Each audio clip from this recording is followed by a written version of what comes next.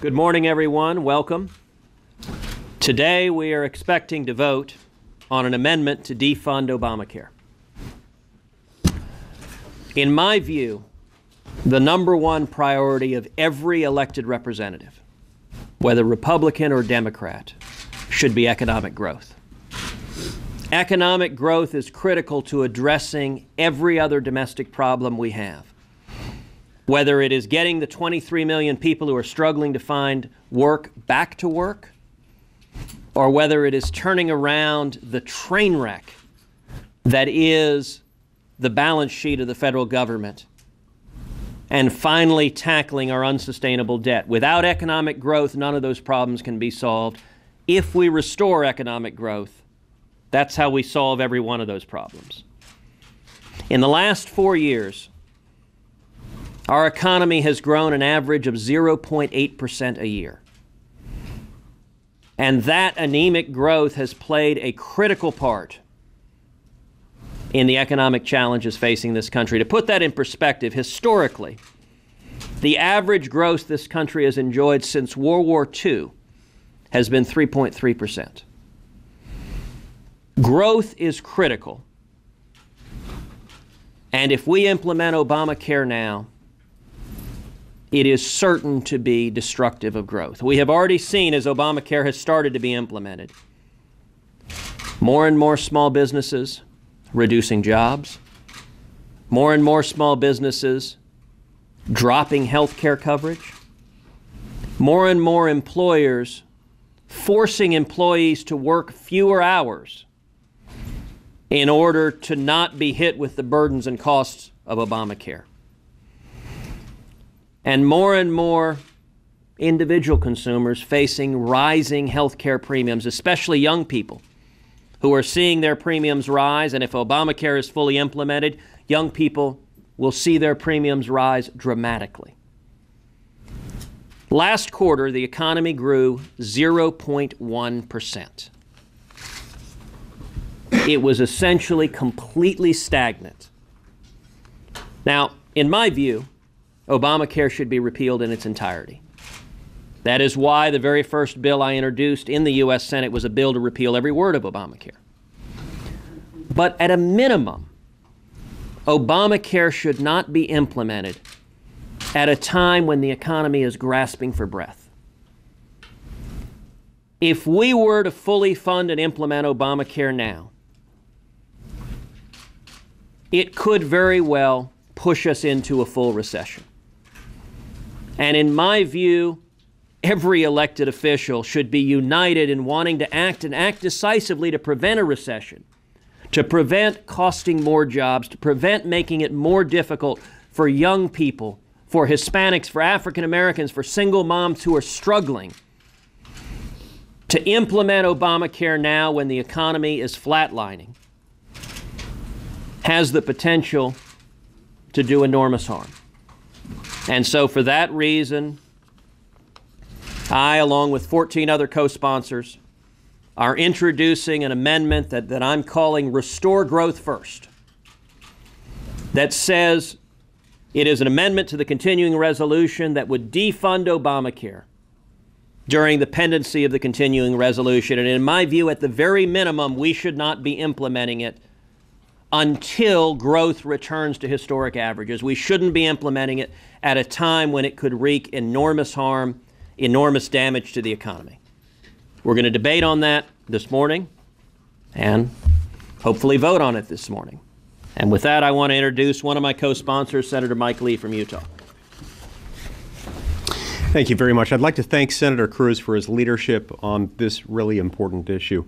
You know, a couple of years ago, we were told, members of Congress were told by then Speaker Nancy Pelosi that you've got to pass this bill so you can find out what's in it. We've now had a few years to find out what's in it. And this amendment presents us with an opportunity to ask the question again, do you still support this? The naysayers, those who say we don't need to have this vote because we know how it's going to come out, ignore the fact that this is an important part of the process, whereby voters across America can hold their elected representatives accountable to see who still supports the implementation of this law. The very first vote that was cast in the House of Representatives this year in this Congress was to do precisely this, to defund the implementation of the Affordable Care Act of 2010. And so it's only fair that we make sure that we get a comparable vote here in the Senate. And through that vote, we can make people accountable for whether or not they still think at this time, given the economic challenges that we face, it makes sense to continue implementing this law. It also makes sense to have this vote now because when we pass a continuing resolution like this one, we're being asked to continue funding the operations of government through the end of the fiscal year. We're being asked to fund basically everything in government through the end of the year. So as we've done for the last few years, we're operating on a series of continuing resolutions rather than going through the normal process whereby we pass a budget and then we pass a series of appropriations bills and we have the opportunity to debate and discuss appropriations bills in each area. This one is across the board. It is the least we can do to ask that at least in this area where so many Americans are so concerned, where the Supreme Court had to essentially rewrite portions of the law in order to save it from what would otherwise have been a finding of unconstitutionality. Members of Congress ought to have to put their names on the record for whether they support the ongoing implementation of this act, an act that could and would and will and is to some extent already having a severe negative impact on our economy. With that, I turn the time over to my friend from Oklahoma, Senator Inhofe. Thank you. It's an honor to join Senators Cruz and Lee in this effort, and I really applaud Senator Cruz for coming up with the idea that people should look at growth. You know, for every 1% increase in our growth, it amounts to new revenue of about $40 billion in that year. Now, this was a bipartisan concept. Back in the 60s, it was Kennedy who realized this. In the 80s, it was Reagan who realized this, and it worked. You know, I don't know why we can't learn from our own past, but that's a good thing to bring up. In the state of Oklahoma, I will remind you, we're attacking this on all fronts. I just talked to Scott Pruitt this morning, we have a lawsuit against alleging that IRS is attempting to redefine Obamacare's mandated tax in order to hike taxes. And I talked to him this morning, and he said, we have the pioneer spirit here in Oklahoma, and we're leading the charge. So I know the other states will join in also. Lastly, sometimes we have to be reminded how really egregious this is. I have a friend named David Green. He started an operation with one store. It was called, his first store that he put together was, all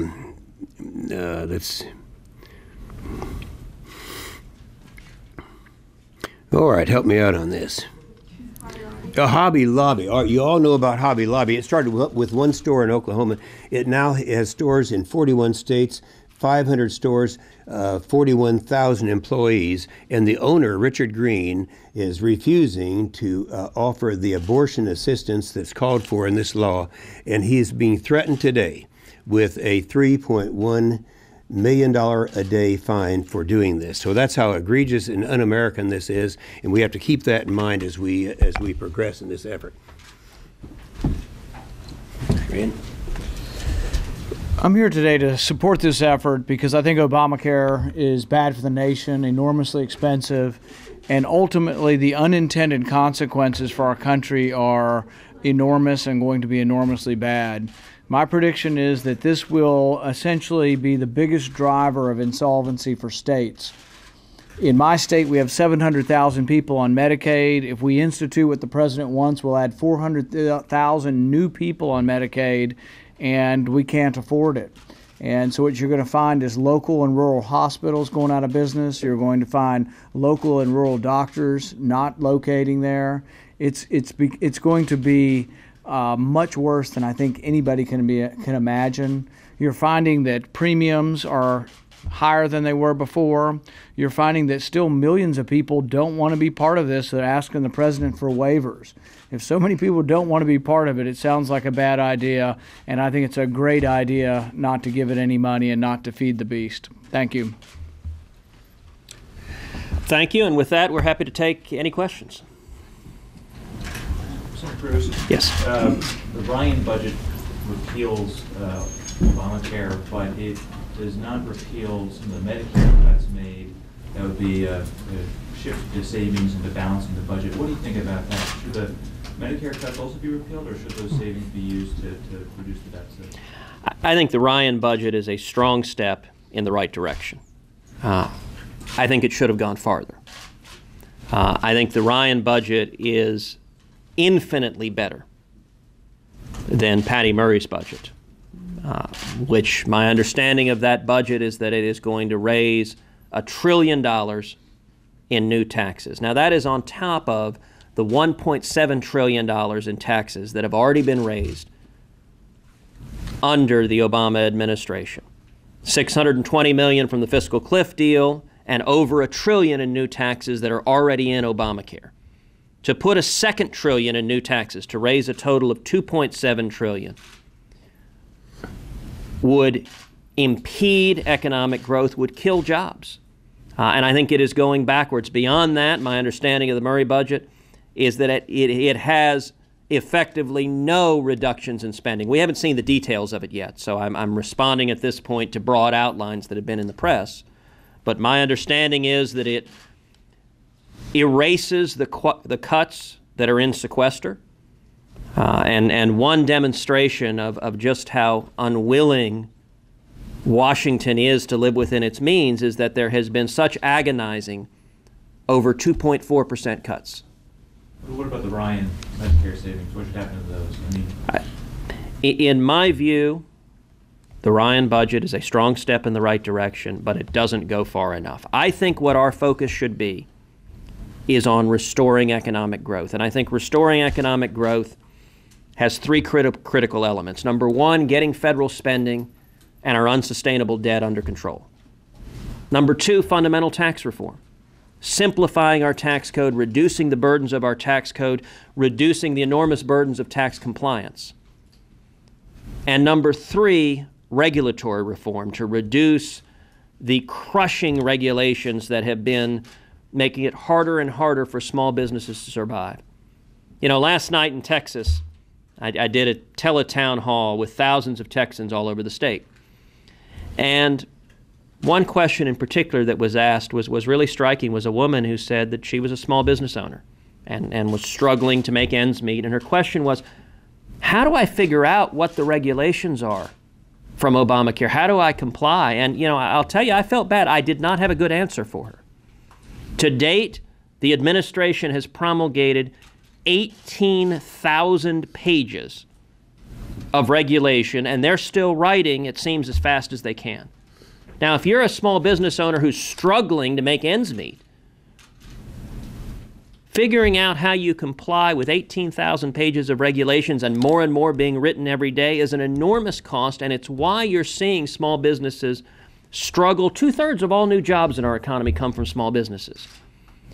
And yet small businesses are hurting, and as a result, we're seeing in particular the economic harm from zero growth or less than 1% growth. We've had 4 years of averaging less than 1% growth. The people who are hit the hardest are those who are the most vulnerable. Right now, those who lack a high school degree face an unemployment rate of over 12%. Right now, Hispanics face an unemployment rate of nearly 10%. African Americans, an unemployment rate of over 14%. Young people, those aged 16 to 19, face an unemployment rate of over 25%. Everyone who's struggling to climb the economic ladder, their lives have been made more difficult by the lack of economic growth and the burdens on the economy that have come from Obamacare and that have come from a tax and regulatory approach that stifled growth. And in my view, we ought to be bringing elected officials together, Democrats and Republicans, to be united behind positive pro-growth steps. Senator, your Republican colleagues in the House seem to have accepted that this is the law of the land, and they've been talking this year about trying to improve the law, get rid of certain parts they don't like. Would that be more of an effective strategy than, continuing to try to repeal it and defund the whole thing? You know, my view is severalfold. Number one, Republicans need to stand for principle. That's what we were elected to do. That's what I am working hard to do. That's what Senator Lee is working hard to do. I think that's what a great many of us are working hard to do, and what all of us should be working hard to do. Number two, I think there's real value to voting on this amendment, and let's be clear. This amendment is not likely to pass today. And it's not likely to pass because Harry Reid has 55 Democrats with him, and he is almost surely going to hold on to his votes and vote this amendment down. Nonetheless, I think it is entirely beneficial to have this conversation about economic growth, about the fact that our stagnant economy for 4 years under policies that are killing jobs are hurting those who are struggling the most. And I think it is very much worth focusing on the impact Obamacare is having and will have if fully implemented on growth. In particular, if a majority of Democrats this morning vote to fully implement Obamacare right now, when the economy last quarter grew 0.1%, they will be making a decision to risk pushing this economy into a recession. I think that is a foolish decision, but I think it's a decision that if they want to make, they should make straight up. And so I think it is very valuable to focus the attention on the issues that matter to the American people, that are affecting their lives, that are making it more challenging. One more question. Yes, ma'am. You just said this amendment isn't likely to pass because the Republicans don't control the Senate, but the Republicans control the House, and they decided to not try to defund Obamacare in the CR. Why do you think they didn't put that in, and do you think they should have? Well, legislation can be an iterative process. And one of the benefits, I believe, of debating and voting on this amendment today is that if Republicans stand together, as I hope we will, there is a very good chance the continuing resolution will be amended in the Senate in some way and sent back to the House. So the House is going to have another shot at this. And I would certainly be very encouraged if the House, when they get the continuing resolution back, made the decision to include precisely this amendment to defund Obamacare. I think it's the right position for Republicans to be taking. And I think it would be exactly the right decision to then send it back to Harry Reid and President Obama and ask if Harry Reid and President Obama are willing to try to shut the government down in order to insist that Obamacare be fully funded now, even though it could well push us into a recession. I think that is an important stand for principle that makes a difference in the lives of those who are struggling the most. Has leadership assured you there will be a vote this morning? My understanding is we will have a vote, and I expect very shortly. Senator Lee, I don't know if you have any comments you want to add? I would add in response to the last question, just again to reiterate, this was the very first vote they took in the House of Representatives this year and this Congress.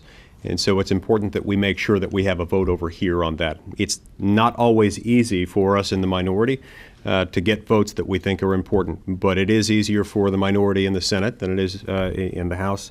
This is an opportunity that we have to make sure that this vote happens, and it makes sense to have this vote now in connection with the CR. Thank you very much, everyone.